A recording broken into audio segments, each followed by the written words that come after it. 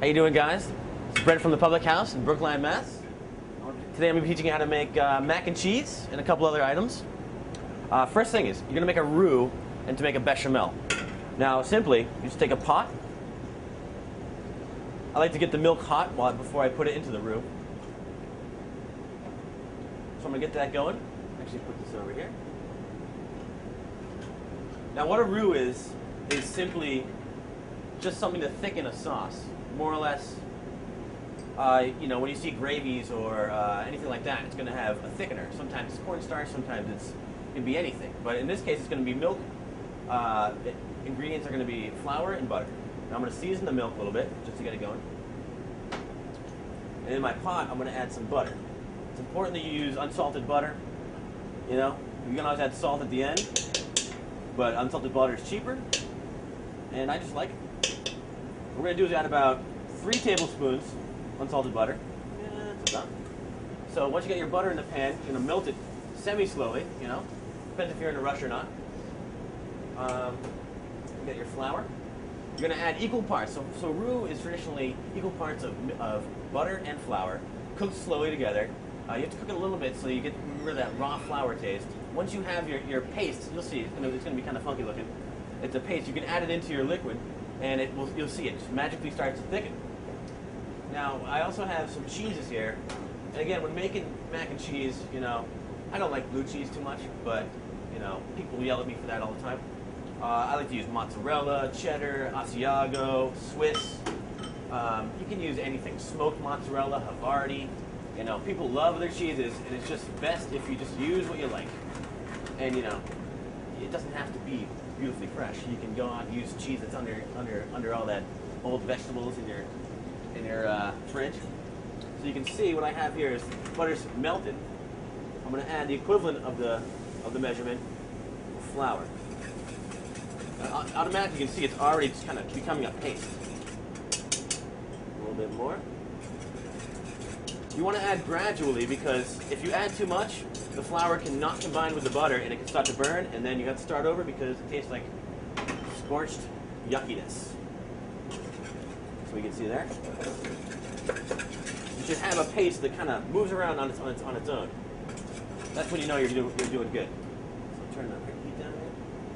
You want to, like I said, you want to cook out the flour a little bit just so you don't have that raw flour flavor.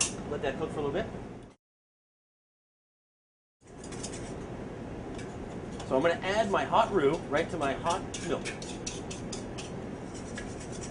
It's important that the milk be hot. You can see automatically it just starts to thicken up right away.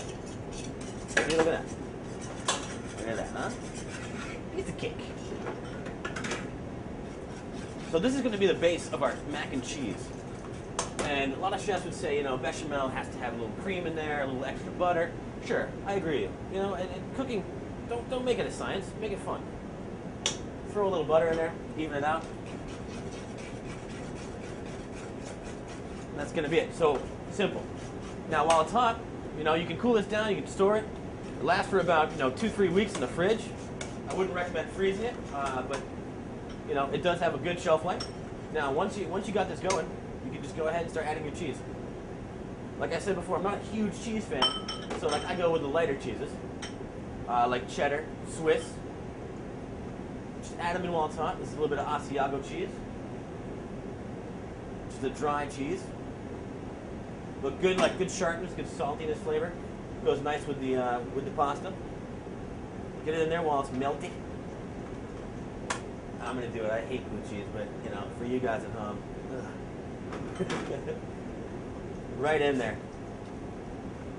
And like I said before, you know, smoked mozzarella, any mozzarella, provolone, polio string cheese. You can use that if you want. So what we have here is our cheese sauce. People call this Mornay sauce, you know, things like that. I call it cheese sauce. Once you have that, like I said, this is for about 3 or 4 people. Once you have that, you want to grab your pasta. In this case, I'm using orecchiette pasta, which is Italian for little ears. They kind of look like little suction cup guys, but it's a classical pasta. And the one thing I love about this, it has little ridges, and it sticks great to the cheese sauce. That's about half a pound of pasta right in there. Look at that. Oh, lovely. I like to use a rubber spatula to fold. You don't want to break up the pasta. You just want to be gentle with it. Let's see. It's got this nice, good texture. Now, depending on what you want, if you want more cheese, you can do what I did here. Because a lot of my customers just like a lot of cheese, and that's it. If you want to add a little more milk, you can always do that.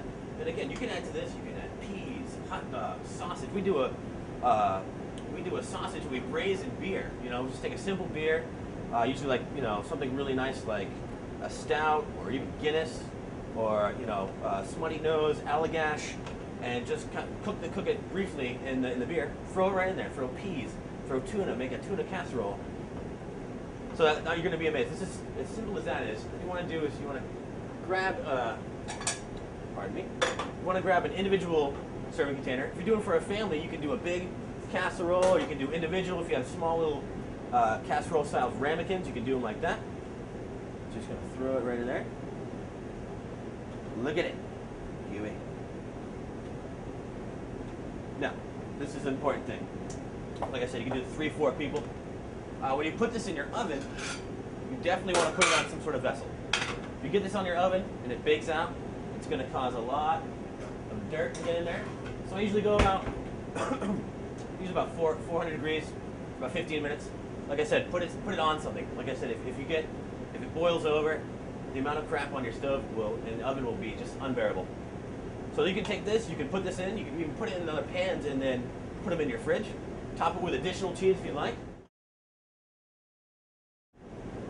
And what happens if you have a broiler in your house, very important. Turn your broiler on, and you can, this is a broiler right here. You can broil the top. You have a nice broiled, crispy top. Inside is nice and gooey and melty. Like I said, any ingredients you can add. It's up to you, really. And the cheese you use, the most important thing is that you want to use good milk, unsalted butter, and just be careful with the flour. And you know, that's mac and cheese. Yeah, good with beer, good on a summer's day, good on a cold night. American's favorite.